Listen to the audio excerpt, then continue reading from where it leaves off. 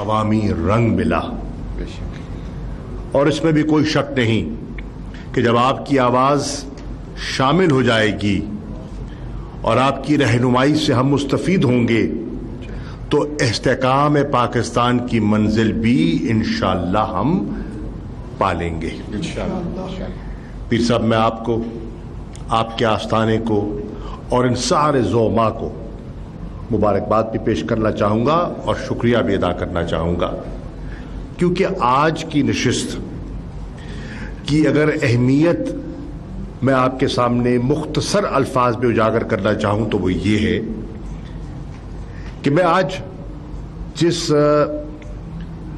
حوالے سے یہاں بیٹھا ہوں وہ وزارت خارجہ نہیں ہے۔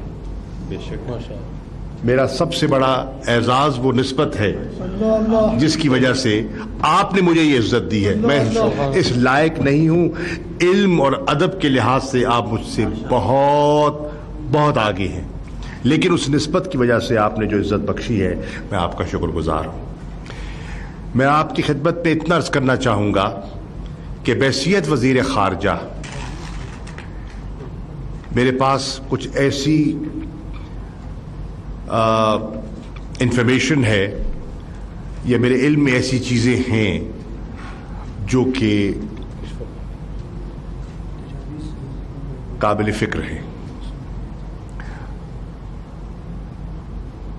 14 نومبر 2020 میں نے ایک ڈوسیئر پیش کیا اور اس میں اس کا خلاصہ یہ ہے، اس میں ایسے شواہد جمع کر کے دیے جس سے دنیا کو یہ قائل کرنا تھا کہ ایک منصوبہ بندی کی جا رہی ہے پاکستان میں عدم استحکام پھیلانے کی، ڈی اسٹیبلائزیشن پاکستان کے لیے منصوبہ بندی کی گئی ہے۔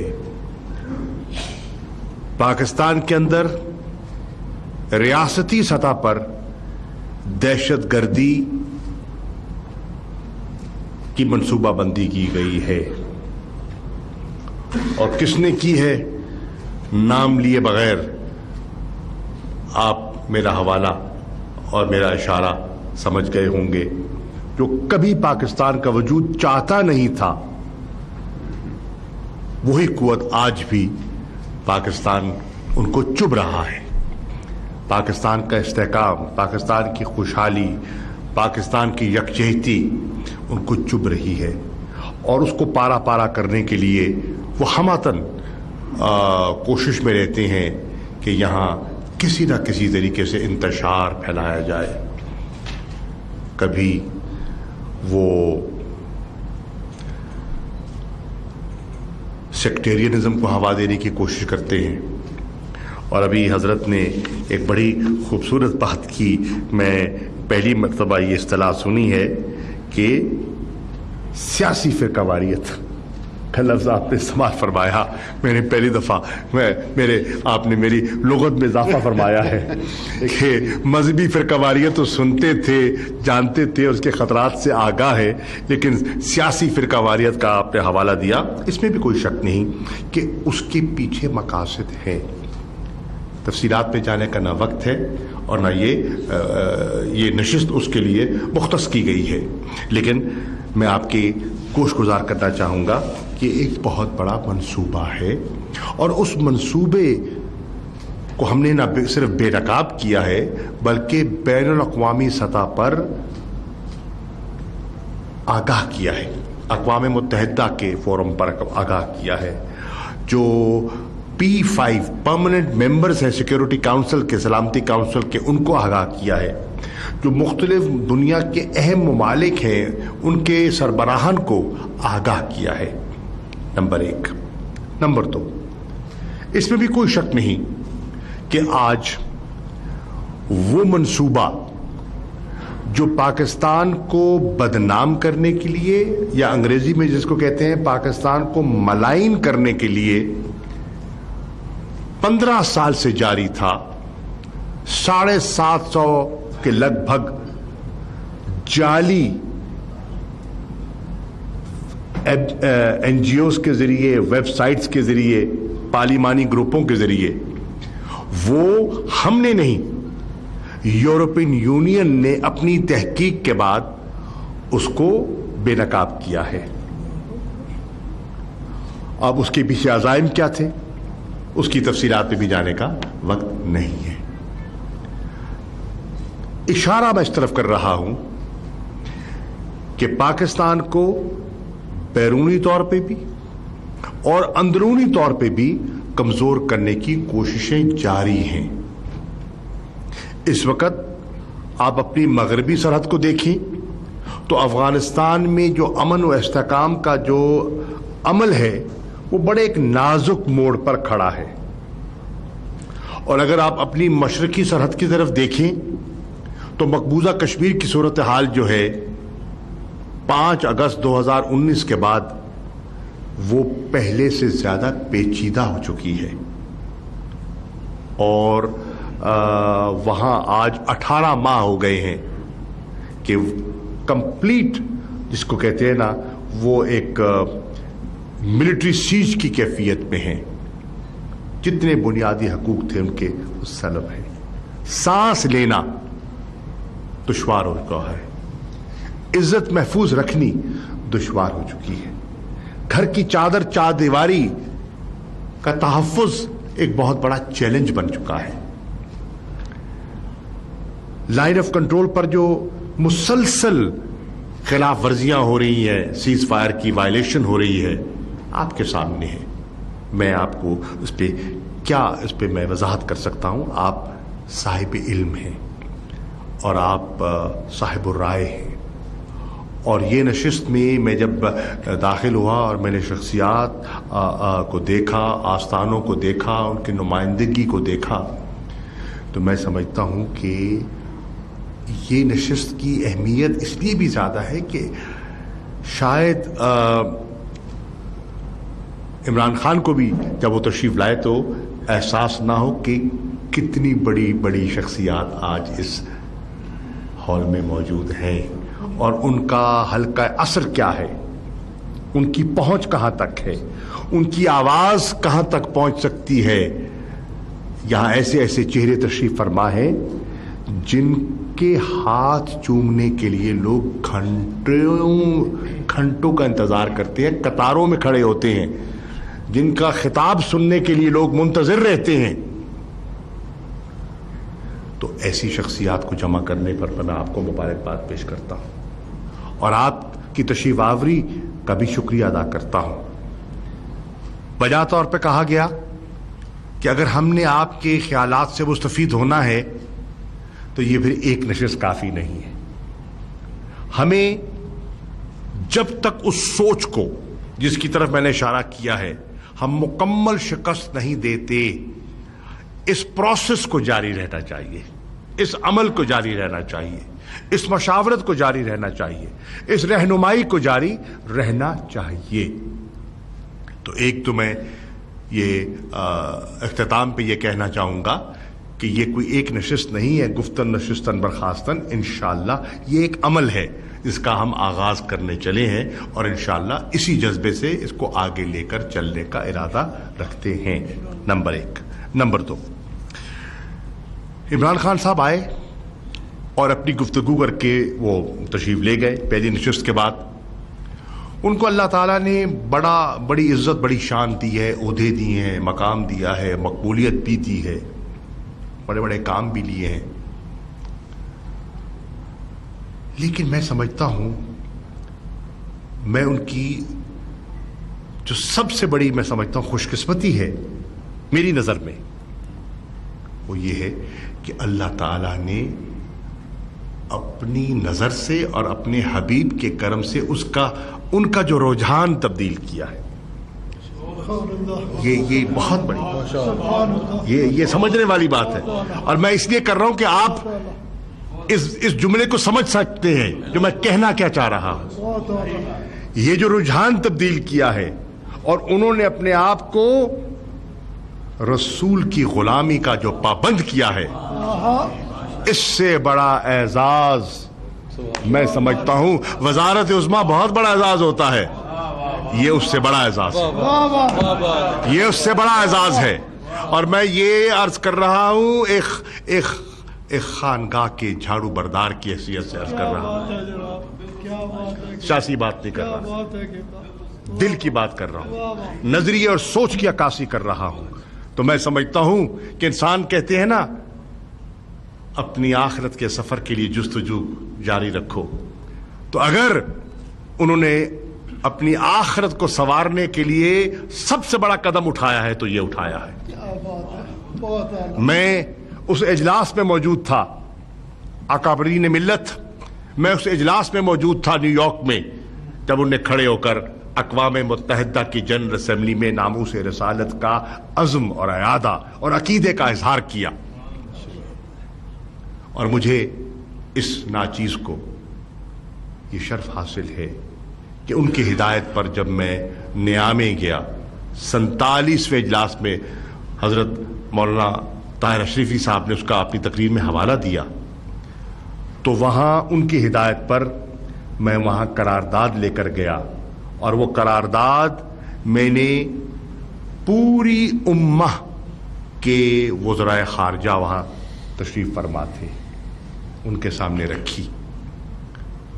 سچی بات ہے کچھ فکر بھی تھی، کچھ خوف بھی تھا، کیونکہ آپ جانتے ہیں کہ اس وقت کچھ ہمارے ہاں وہ جو جسے کہتے ہیں نا یکسوئی کئی وجوہات سے نہ تھی جو ہونی چاہیے. لیکن میں شکر گزار ہوں سب ان اکابرین کا، قائدین کا، وزراء خارجہ کا، ان کی حکومتوں کا، ان کی ریاستوں کا، جنہوں نے من جملہ پاکستان کی پیش کی گئی قرارداد پر اتفاق کیا اور کہا کہ ہم متفقہ قرارداد OIC کے پلیٹ فارم سے لے کر جائیں گے جنرل اسمبلی نیو یارک میں، اور ایک جس کی اسپانسرشپ پاکستان کر رہا ہے اور سعودی عربیہ نے ہاں ملائی، کہ ہم اس کو وہاں پیش کریں گے کہ 15 مارچ کو ہر سال اسلاموفوبیا کے خلاف یکجہتی کا ایک دن منعقد کیا جائے انٹرنیشنل. جی تو یہ ایک بہت بڑی پیش رفت ہے جو اللہ کے فضل و کرم سے پاکستان نے اس کی ابتدا کی. اور جیسے وزیر اعظم نے بھی کہا کہ انہوں نے اپنے خطاب میں کہ انہوں نے اس قرارداد کو پیش کرنے سے پہلے مدد فرمائی، میری مدد فرمائی، اور مختلف ریاستوں کے جو سربراہان ہیں ان کو خطوط لکھے، اور اس سوچ کے پیچھے یا اس قرارداد کے پیچھے کیا سوچ ہے اس کا انہوں نے ذکر کیا کہ ہم چاہتے کیا ہے، اس کی ضرورت کیوں ہے اور اس کی اہمیت کیا ہے. تو الحمدللہ وہ ایک بہت بڑی پیش رفت تھی اور ہوئی ہے. انشاءاللہ ہم اس کا دفاع جاری رکھیں گے. میں آپ کی خدمت میں عرض کروں، جب وہ ایک ملون نے جو نیدرلینڈز کی ایک ایکسٹریمسٹ رائٹ ونگ پارٹی سے منسلک ہے، پارلیمنٹیرین، جب اس نے گستاخانہ خاکوں کا جرم کیا میری نظر میں، تو یہ بھی پاکستان کو اعزاز جاتا ہے کہ ہم نے سب سے پہلے اس کے خلاف آواز بلند کی. دفتر خارجہ نے، پاکستان نے آواز بلند کی، اور الحمدللہ وہ آواز اتنی گونجی کہ یورپی یونین کی عدالت نے کہا کہ آزادی اظہار کی حدود و قیود ہوتی ہے. آزادی اظہار کا یہ مطلب نہیں ہے کہ آپ میری دل آزاری کریں. آزادی اظہار کے ہم قائل ہیں، ہر جمہوری سوچ رکھنے والا اس کا قائل ہے، لیکن یہ مطلب نہیں ہے کہ آپ 1 ارب سے زیادہ مسلمانوں کے جذبات کو مجروح کریں. اس کی اجازت آزادی اظہار نہیں دیتا. اور ایک حوالہ وزیر اعظم دے گئے، میں اس کو دہرانا نہیں چاہتا. میں اس کے ساتھ یہ بھی کہنا چاہوں گا کہ جو مدینہ کی ریاست کا ایک تصور ہے، ایک خواب ہے، میں دیکھتا ہوں کئی دفعہ لوگ طنز کرتے ہیں مدینہ کی ریاست کیا بن گئی مدینہ کی ریاست؟ طنز کرتے ہیں حضرت، طنز کرتے ہیں، مدینہ کی ریاست بن گئی؟ حضور والا میں ان کی خدمت میں صرف اتنا عرض کرنا چاہوں گا، جب آپ پیڑ لگاتے ہیں تو پہلے سال پھل نہیں دیتا، قانون قدرت ہے، قانون قدرت ہے، وقت لگتا ہے، وقت لگتا ہے۔ الحمدللہ یہ ہمیں اعزاز حاصل ہے، یہ اعزاز عمران خان کو حاصل ہے کہ مدینہ کی ریاست کی سوچ کا بیج تو بو دیا۔ انشاءاللہ انشاءاللہ ایک دن رنگ لائے گا، رنگ لائے گا۔ یہ جو بیج بویا ہے اس کا ثمر، اس کا پھل پاکستانی قوم کھائے گی انشاءاللہ۔ ہم ہو نہ ہو، ہم ہو نہ ہو، قوم کو اس کا ثمر ضرور ملے گا، یہ میرا ایمان ہے۔ اس کے ساتھ میں یہ بھی عرض کرتا چلوں کہ یہاں تشریف لے گئے صاحبزادہ حامد سعید کاظمی صاحب، ابھی انہوں نے اپنے ارشادات سے ہمیں مستفید کیا۔ انہوں نے خانقاہی نظام کے بارے میں، اور یہاں بہت سے مشائخ اور ان کے نمائندگان یہاں تشریف فرما ہیں، انہوں نے جو اس پر جو ان کی تشویش تھی اور دوستوں نے اس پر اظہار رائے بھی کیا، اور وزیر اعظم نے اشارتاً جاتے ہوئے فرما گئے کہ انشاءاللہ اس کی اصلاح کے لیے ہم انشاءاللہ پیش رفت کریں گے۔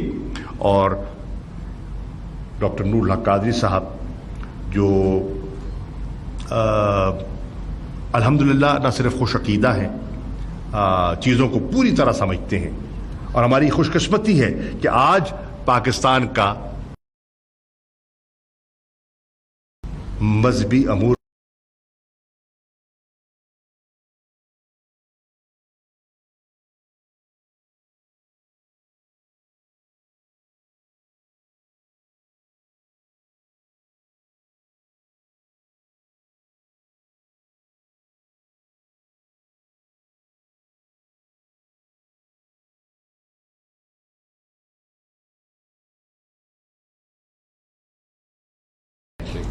میں نہیں پھیریں گے، اور اس قانون کی مولانا طاہر اشرفی صاحب نے ایک حوالہ دیا ناموس رسالت کے قانون کا، اور آئے دن ہم پر جو پاکستان کو نیچا دکھانا چاہتے ہیں وہ تلاش کرتے رہتے ہیں، کوئی نہ کوئی شوشے کی تلاش میں رہتے ہیں جس سے پاکستان کو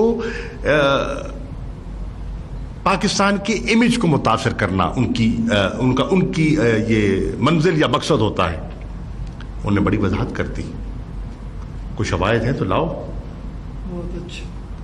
ہم منہ نہیں پھیریں گے۔ اور اس قانون کے پیچھے جو سوچ ہے وہ ناجائز کو تنگ کرنا نہیں ہے، اپنے عقائد کا دفاع کرنا ہے، کسی کو نشانہ بنانا نہیں ہے۔ اس کے ساتھ ساتھ میں یہ بھی کہتا چلوں کہ حامد الحق حقانی صاحب، آپ بھی ایک بہت بڑی مدرسے کی، آپ کے والد، آپ کے دادا کی جو خدمات ہیں اس سے کوئی ناواقف نہیں ہے۔ آپ نے فرمایا کہ ایک پلیٹ فارم درکار ہے، اور ایسا پلیٹ فارم جو سیاسی مصلحتوں سے بالا تر ہو، جو پاکستان اور دفاع پاکستان کے مقاصد کو یکجا کرے۔ میں سمجھتا ہوں یہ بھی قابل غور آپ کی تجویز ہے، اور بڑا مناسب اشارہ ہے جو آپ نے جس حوالے کی طرف نشاندہی کی ہے۔ انشاءاللہ اس کی طرف بھی یقیناً غور کیا جانا چاہیے اور کیا جائے گا۔ میں حضرت ضیاء اللہ شاہ بخاری صاحب کا تقریر کا حوالہ دیتے ہوئے پیغام پاکستان کا جو آپ نے ذکر فرمایا، اور اس کے اندر جو سوچ ہے اس کا آپ نے اشارتاً ذکر کر دیا، اور آپ نے ایک اور ذکر کر دیا کہ کچھ ایسے منصوبے ہیں جو پاکستان میں استحکام اور خوشحالی کی ضمانت بن سکتے ہیں، اور آپ نے غالباً سی پیک کا حوالہ بھی دیا اپنی گفتگو میں۔ وہ بھی کچھ لوگوں کو چبھتے ہیں. تو اب ان ساری چیزوں کو اگر آپ اپنی سوچ میں پرو لیں تو آپ کو اندازہ ہوگا کہ آج پاکستان کو کتنے بڑے چیلنجز کا سامنا ہے اور کیا وجہ ہے کہ ایک طبقہ پاکستان کے چند اداروں کو اور پاکستان کی چند شخصیات کو متنازع بنانے پر تلا ہوا ہے. کیوں؟ یہ اس پہ بھی غور کیجئے گا. کیوں؟ افغانستان کی صورتحال آپ کے سامنے ہے, عراق کی صورتحال آپ کے سامنے ہے, شام میں جو کچھ ہوا آپ کے سامنے ہے, لبنان میں جو کچھ ہوا آپ کے سامنے ہے, فلسطین میں جو کچھ ہو رہا ہے آپ کے سامنے ہے, ہندوستان کے مسلمانوں کے ساتھ جو امتیازی قوانین مرتب کیے گئے ہیں سٹیزن امینڈمنٹ ایکٹ کی شکل میں آپ کے سامنے ہے. تو اس سے آپ کو اندازہ ہوگا کہ ڈائریکشن کیا ہے اور ہم نے اس کا مقابلہ کس طرح کرنا ہے. وہ مقابلہ دانش سے ہو سکتا ہے, فہم و فراست سے ہو سکتا ہے, جذبات سے نہیں. جذبات ابھارنا تو میں سمجھتا ہوں آپ میں سے ایک ایسی شخصیت یہاں بیٹھی ہے, پھر خالد صاحب بیٹھے ہیں, جب تقریر کرتے ہیں تو پورا مجمع جو ہے اس کو پلٹ دیتے ہیں. اب جذبات ابھارنا تو آپ کے بائیں ہاتھ کا کام ہے حضرت.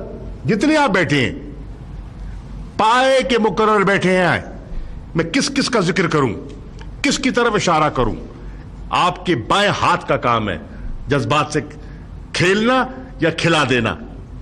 لیکن مسئلہ حل نہیں ہوگا. آج ہمیں تدبر کی ضرورت ہے, فہم و فراست کی ضرورت ہے, استحکام کی ضرورت ہے, اور آج پاکستان کو آپ کی ضرورت ہے. پاکستان کو آپ کی ضرورت ہے. آپ کے بڑوں نے جو کردار ادا کیا غالباً آج وہی کردار آپ کو ادا کرنا پڑے گا. میں اپنی بات کو ختم کرتا ہوں کہ میرا ایک لائیو پروگرام بھی ہے جس پہ میں نے حاضری دینی ہے. وہ 5 بجے سے ڈیلے کرتے کرتے 8 بجے کر دیا. میں پیر صاحب آپ کا, مشائخ عظام کا, حضرت آپ کا, صاحبزادہ صاحب آپ کا, اور تمام علماء و مشائخ کا, تمام مکاتب فکر کے علماء مشائخ کا دل کی عطا کرائیں سے شکریہ ادا کرنا چاہتا ہوں. آپ کی آمد نے ہمارا قد بڑھایا ہے, آپ کی موجودگی نے ہماری عزتوں میں اضافہ فرمایا ہے, اور انشاءاللہ ہم آپ سے رہنمائی حاصل کرتے رہیں گے. شکریہ.